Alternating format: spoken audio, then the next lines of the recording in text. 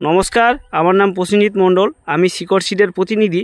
তো আজকে আমাদের এখানে এসে পৌঁছেছি মিস্টার তপন বিশ্বাসের কাছে। তো উনি একটু ওনার পরিচয়টা বলে দেবেন। দাদা, একটু আপনার পরিচয়টা বলুন। আমার নাম তপন বিশ্বাস, বাড়ি হরনগর, ঘূর্ণি, নদিয়া।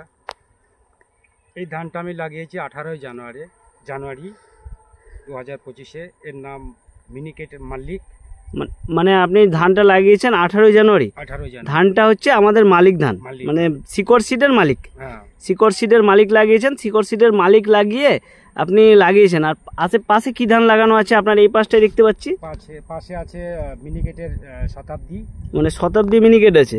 তো আপনি কি বলছেন, দুটো ধানের মধ্যে কি কম্পেয়ার করছেন?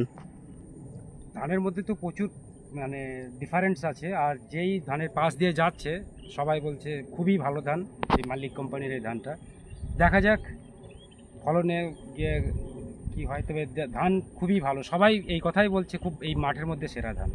আচ্ছা, মানে সবাই বলছে যে এই ধানটা মাঠের মধ্যে সেরা। এটা হচ্ছে কি শিকড় সিডের মালিক ধান, শিকড় সিডের মালিক। তো শিকড় সিডের মালিক আর সকলকে যে আপনি যে ধানটা দেখছেন আপনি লাগিয়েছেন এবছর, এবং সবাই এসে দেখে যে বলছে যে খুব ভালো হয়েছে।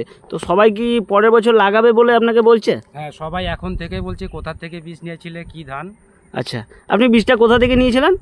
আমি বীজটা নিয়েছিলাম কৃষ্ণনগর তারামার দোকান থেকে। আচ্ছা, কৃষ্ণনগর মাতারা থেকে বীজটা নিয়েছিলেন।